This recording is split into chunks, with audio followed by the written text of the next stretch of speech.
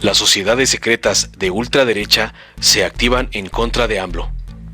Con la llegada de Andrés Manuel López Obrador a la presidencia de México, las sociedades secretas de la ultraderecha mexicana se han reactivado, según dijeron los especialistas Fernando Manuel González y Edgar González Ruiz a Contralínea. A decir de los expertos, se trata de grupos sin respaldo en los sectores populares, pero que podrían resultar peligrosos al realizar atentados, ataques selectivos, además de actos de violencia y provocación. Según indican, estas organizaciones nunca se desarticularon del todo, ni siquiera cuando algunas se convirtieron en gobierno en los sexenios de Vicente Fox y Felipe Calderón. Ahora, estas agrupaciones se han vuelto a organizar para parar lo que ellos llaman la instauración del comunismo en México, pese a que no tengan ningún fundamento para hacerlo. El doctor en Ciencias Sociales de la Educación por la Universidad de La Soborna e investigador de la UNAM, Fernando Manuel González González, dijo a Contralínea que los razonamientos poco importan a estos grupos cuando tienen un principio organizador, el cual es el presidente AMLO. Para ellos, el mandatario nunca debió llegar a la presidencia y consideran que solo lo logró mediante un complot internacional judeo-masónico comunista. El experto tiene algunas líneas de investigación en actores y procesos sociales, y es uno de los mayores especialistas en el estudio de las sociedades secretas católicas y otros sectores de la derecha mexicana. Él alerta que, pese a que AMLO llegó a la presidencia con un amplio respaldo popular, estas agrupaciones de ultraderecha podrían pasar a la acción, pues no pueden generar ni organizar una masa inconforme o una rebelión. Como no pueden generar y organizar una masa inconforme, ni mucho menos una rebelión, pueden realizar algún atentado o provocar hechos violentos, indica. Por su parte, el maestro en filosofía, Edgar González Ruiz, explica que los movimientos ultracatólicos hoy en día están acotados por la propia secularización de la sociedad. Otros grupos nazis o neonazis nunca prosperaron y no tienen la capacidad de convencer a otras personas, pero son tan fanáticos que sí pueden cometer actos violentos.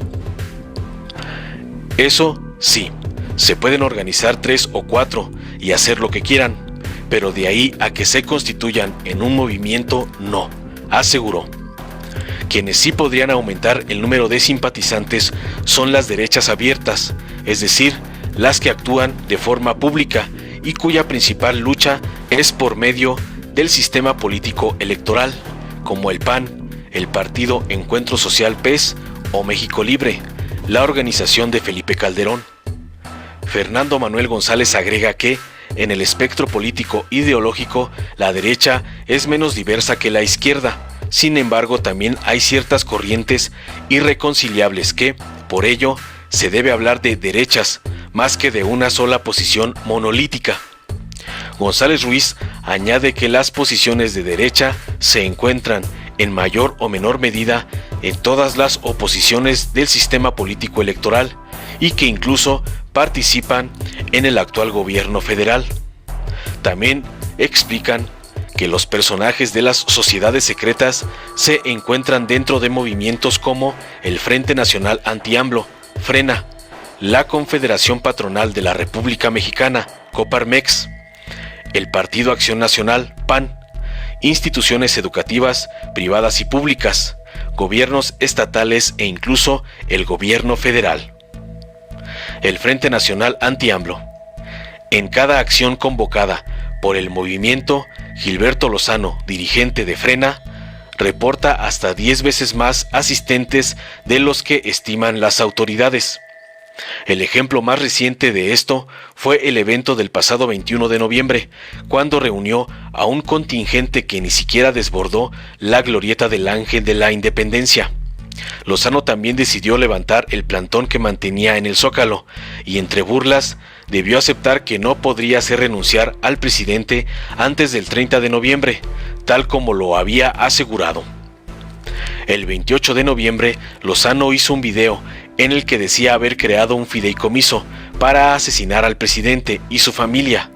Agregó que en caso de que a él le pasara algo más que un rasguño, actuaría de manera automática un grupo de élite, bien pagado, para acabar con todos los que él tuviera que acabar, y que ya tenía detectadas las casas de todos los que rodeaban al presidente. Además, el vocero del movimiento, Jaime Sandoval, ha dicho que en Frena tienen cabida los movimientos neonazis y que incluso son bienvenidos, siempre y cuando se apeguen a 3 principios: el rechazo a la violencia, actuar constitucionalmente y respetar todas las ideologías. Informó Mr. Politicón. Nos vemos el próximo video. ¿Sabes las consecuencias para ti y tu familia de 40 años con gobiernos del PRIAN? Desde 1980 el poder adquisitivo del pueblo cayó y siguió cayendo. Iniciamos en el lugar 12 a nivel mundial y en 10 años caímos al 30. En el 2000 caímos al lugar 48 y en el 2010 nos hundimos hasta el lugar 81. La Cuarta Transformación no solo detuvo esta caída, sino que aumentó el salario mínimo. El primer año de gobierno se incrementó 16%, el segundo aumentó 20% más. Y para 2021 la propuesta es subirlo otro 15% para lograr un incremento del 60% en comparación con el 2018. En Morena, junto con los y las trabajadoras, luchamos por un salario digno que mantenga viva la esperanza en México. Morena. Durante años, Sonora ha sufrido las consecuencias de los malos gobiernos del PRIAN. Corrupción, inseguridad, impunidad, pobreza y abandono. Todo este tiempo fingieron ser contrincantes, hasta que hoy el PRI, PAN y PRD se quitan la máscara y se unen en una perversa alianza electoral. Llegó la hora de que nuestro estado cambie. Extirpemos el tumor de Sonora. Morena, la esperanza de México. Yo acudí aquí, señor presidente, porque la verdad es que ya no tenía más a dónde ir. Acudí con usted porque creemos en que en verdad va a haber un cambio. En que va a haber un cambio, estoy hablando de que no va a haber corrupción, de que va a haber una legalidad y que no va a haber impunidad.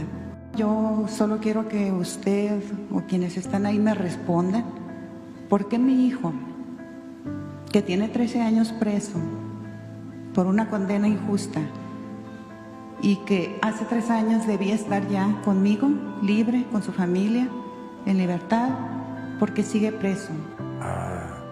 La doctora Olga Sánchez Cordero. Puedo, como titular del Poder Ejecutivo,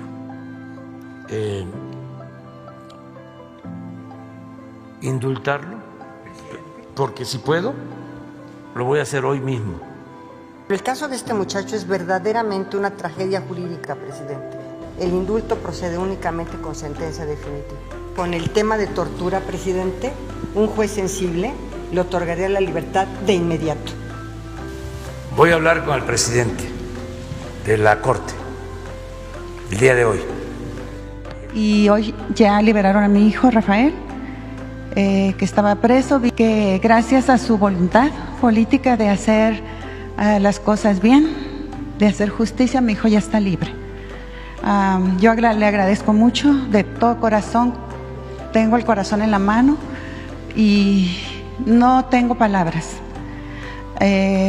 porque usted terminó con esta aberración jurídica, como le llamaron, y por fin puedo estar con mi hijo. Quiero estar con mi hijo, quiero abrazarlo.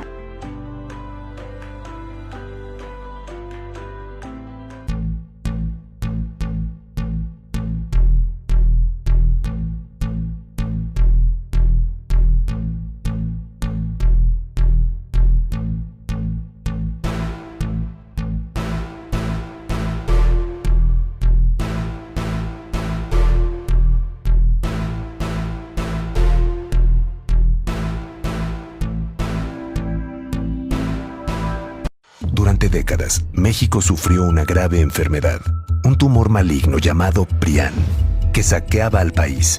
Se alternaba el poder y fingían competir entre ellos.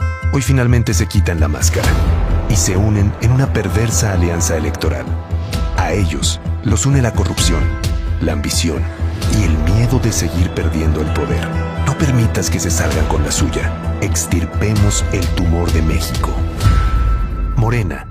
Si te gustó, dale like, compártelo, suscríbete y activa la campanita para recibir las notificaciones de nuestro canal.